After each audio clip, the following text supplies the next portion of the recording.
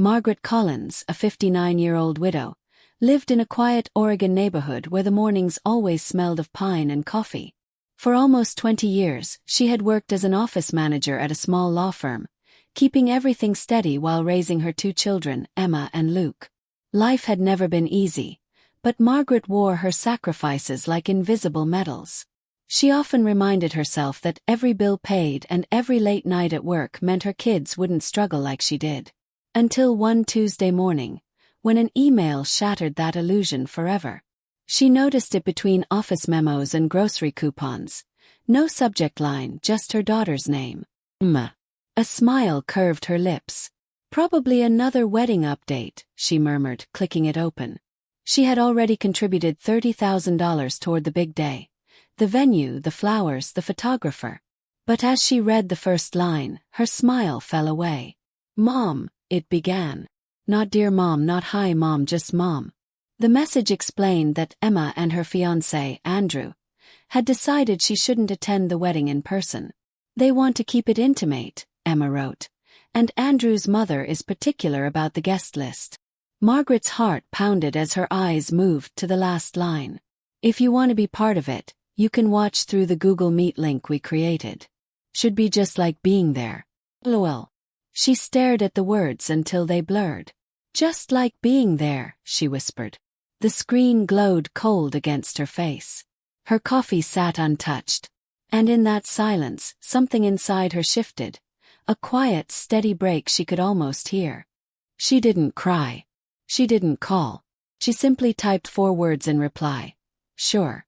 Enjoy your big day." No punctuation, no emotion. She shut her laptop, finished her cold coffee, and got ready for work. Outside, the Oregon sky hung gray and still. She drove in silence, the hum of the tires louder than her thoughts. "How did we get here?"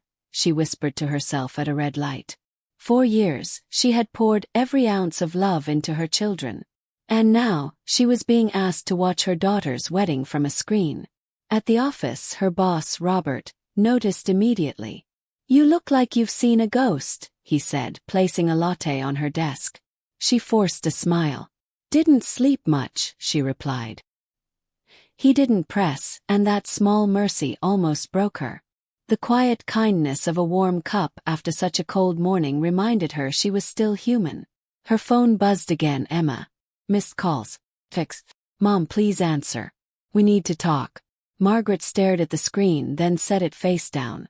"Not today," she said softly. "Not anymore." That afternoon, Margaret sat quietly at her desk, pretending to focus on spreadsheets while her thoughts drifted far away.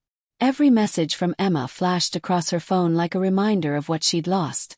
Not a wedding invitation, but the connection between mother and daughter. She picked up her pen, twirling it between her fingers, and whispered, "Maybe it's time to stop being the one who always answers." Her chest ached, but for the first time she didn't reach for her phone.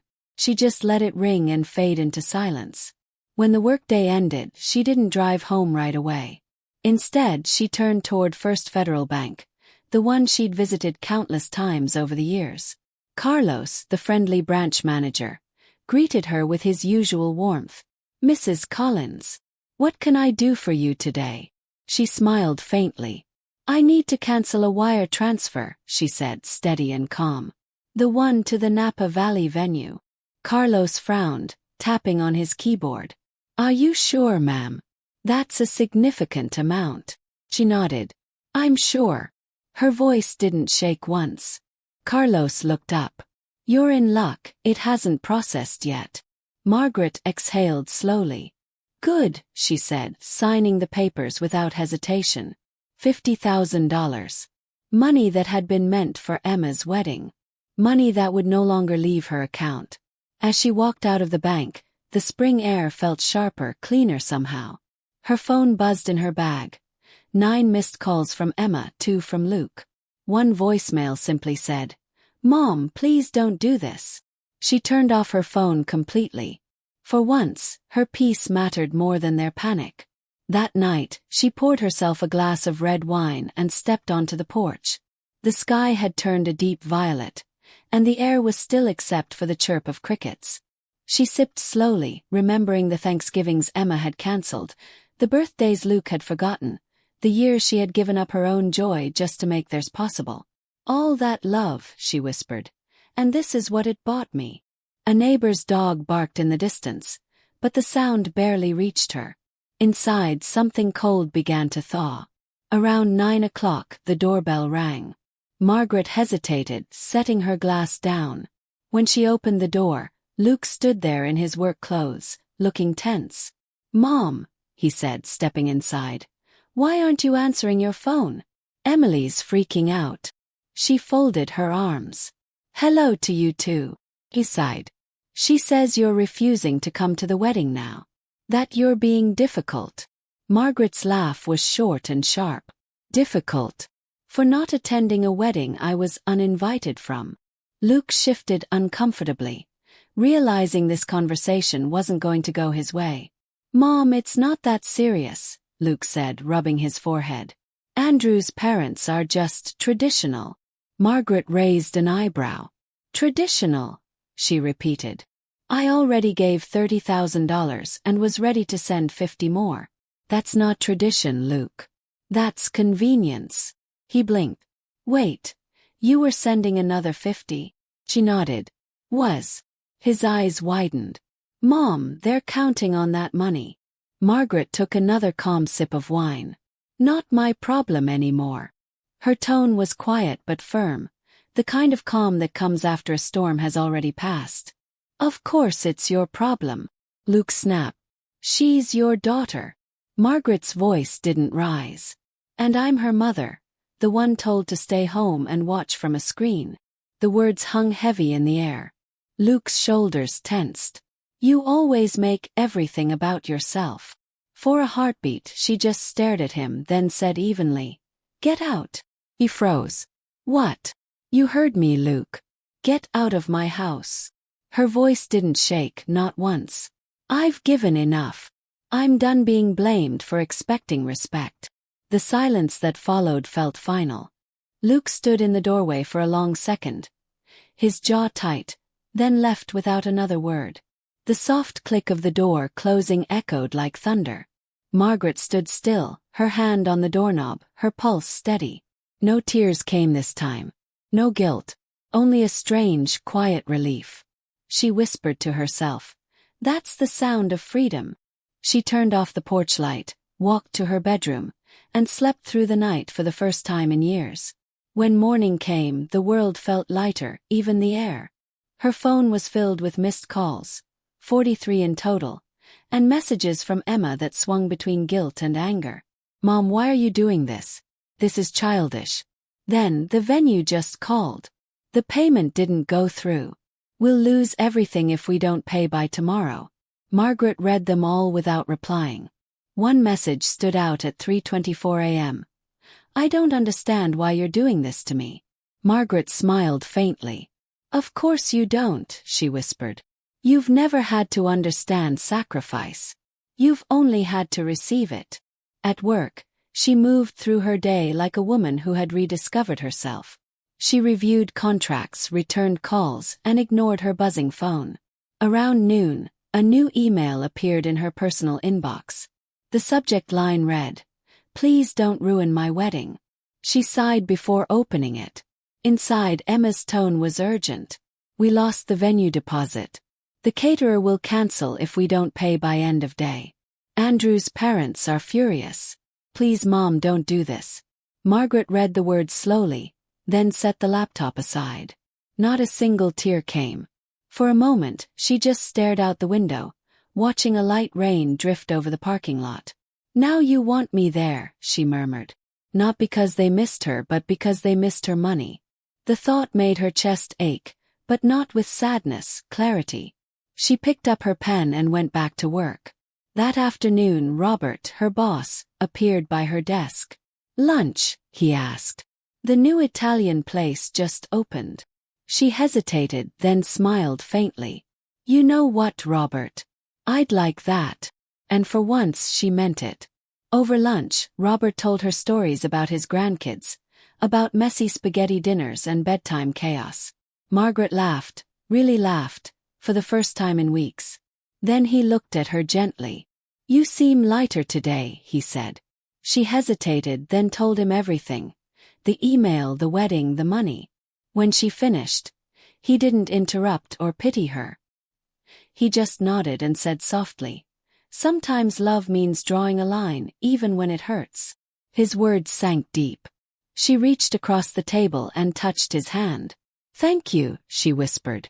That evening, as she pulled into her driveway, the porch light flicked on automatically. The house stood quiet, calm, like it was waiting for her. But someone was sitting on her front steps. As she got closer, she recognized the familiar face. Sophie, Emma's childhood best friend. "Mrs. Collins," Sophie said softly, standing up quickly. "I'm sorry to drop by like this." Margaret nodded. "It's all right. Come in, dear." Inside, the air smelled faintly of coffee and lavender. She put the kettle on. "Let me guess," Margaret said. "Emma sent you." Sophie bit her lip. "She's a mess.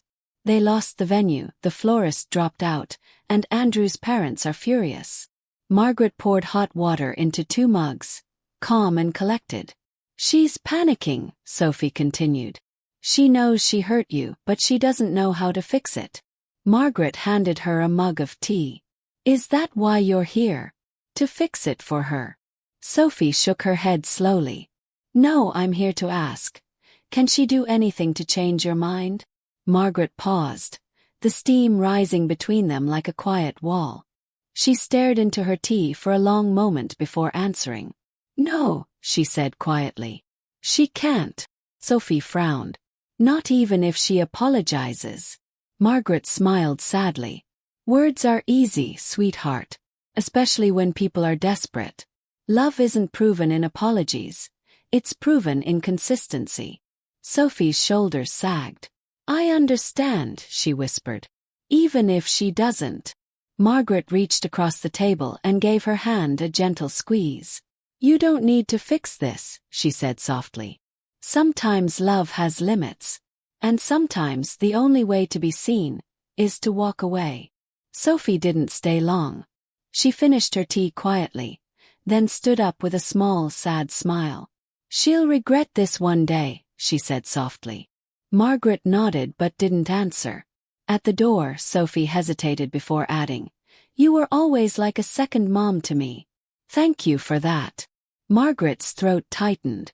"Take care of yourself, Sophie," she whispered. When the young woman left, the night settled into deep silence. Margaret closed the door slowly and leaned against it, feeling the weight of decades lift off her shoulders. The following weekend, the wedding day arrived. At least the one that was supposed to happen. Margaret woke early out of habit, made herself coffee, and sat by the window. The morning sun streamed softly across the floor. She imagined the chaos in Napa Valley, the cancelled venue, the calls, the blame. Her phone sat on the table beside her, dark and silent. "Let it ring," she said to herself. "Let them figure it out." For once, she wasn't waiting to be needed. She was simply existing, and it felt right. A few days later, Luke came by again. This time he didn't storm in or raise his voice. He stood quietly on the porch, holding a box of pastries. "Peace offering," he said with a weak smile. Margaret stepped aside to let him in. "Coffee's fresh," she replied. They sat across from each other, both unsure where to start. Finally Luke said, "The wedding didn't happen. They tried, but it fell apart. Andrew's parents pulled their funding after the venue cancelled." Margaret nodded, her face calm. "I'm sorry it came to that," she said softly. Luke looked down, tracing circles on his cup. "She's been crying non-stop. Keep saying you ruined everything." Margaret took a sip of coffee before answering. "I didn't ruin anything. I just stopped paying for disrespect." Luke's eyes flickered with guilt. "You're right," he said quietly. I think we all took you for granted." Margaret smiled sadly. "That's how it happens, son. People get used to you giving, and they forget you're human." The room fell silent except for the soft hum of the refrigerator. It was the first honest silence they'd shared in years. After Luke left, Margaret walked through her living room, her fingers brushing across old photo frames. Emma as a toddler, Luke at graduation, family dinners where everyone looked happy. She sighed. Maybe it was all worth it, she whispered. Just not in the way I thought. She wasn't bitter anymore. She was awake. She spent the rest of the day cleaning, humming along to a jazz station, the kind of small piece that used to feel out of reach. The world outside hadn't changed, but Margaret had. And that was enough. Weeks passed. Life settled into a quiet rhythm again. Work, coffee, evening walks. One morning, she found a thick envelope in her mailbox. The handwriting was unmistakable. Inside was a long letter, full of apologies and explanations. Emma wrote about panic, pressure, and the influence of Andrew's mother. She said she never meant to hurt her, that she just wanted things perfect. Margaret read it once, folded it neatly, and placed it in her drawer. Perfection cost too much, she murmured. And she meant more than money. That night, she didn't feel angry or sad. Still, she sat on her porch again, wrapped in a light blanket, watching the stars. Maybe she'll learn, she whispered into the night. A soft breeze brushed her face, and she smiled faintly. For the first time in years, she wasn't waiting for anyone to call. She wasn't checking emails or watching over anyone's plans. She was simply being Margaret Collins, a woman, not just a mother. And the quiet no longer frightened her. It soothed her. At work, Robert noticed the glow in her again. "You've changed," he said one morning, handing her a fresh coffee. "In a good way." She smiled. "Maybe I just stopped chasing things that hurt." He nodded knowingly. "You deserve more than crumbs, Margaret. Always have." She looked at him, eyes soft. "Thank you, Robert, for seeing me." It wasn't romance between them, not yet, but it was understanding, the kind that grows quietly without demand. And that simple recognition felt like healing. One evening after work, she joined a pottery class at the community center. The instructor, a cheerful woman named Grace, placed a lump of clay in front of her. "Let your hands tell the story," Grace said. Margaret smiled faintly. Her first pot was crooked, uneven, but she loved it. It reminded her that broken things can still hold beauty. The other women in the class laughed and chatted, and for once, she laughed with them. She wasn't Mrs. Collins, the fixer. She was just Margaret learning how to build something new. Months later, she heard through Luke that Emma had moved back to Oregon. Married quietly in a small backyard ceremony. She'd started working as a teacher. Margaret listened but didn't ask questions. "She's doing better," Luke said. "She misses you." Margaret smiled faintly. "That's good," she replied. "I hope she's happy." That night, she sat in bed with a novel and a cup of tea, feeling an unfamiliar kind of peace. She whispered to herself, "You don't have to burn yourself to keep others warm." And this time she believed it. Autumn crept into Oregon slowly, painting the trees gold and amber. Margaret walked each evening beneath their falling leaves, feeling the earth shift toward calm. The air was cool and clean, like a second chance. She sometimes passed couples holding hands or families laughing in cafes, but instead of loneliness, she felt peace. "It's never too late to start over," she murmured to herself. The sound of her own voice in the open air didn't ache anymore. It felt like company. For the first time, solitude wasn't punishment. It was freedom. At the law firm, Robert retired, and before leaving, he handed Margaret a small wrapped box. "A little something," he said with a kind smile. Inside was a silver bracelet engraved with the words, "You matter too." Tears pricked her eyes as she fastened it on her wrist. "Thank you," she whispered. "For everything." He smiled softly. "You remind me of my wife," he said. She had that same quiet strength.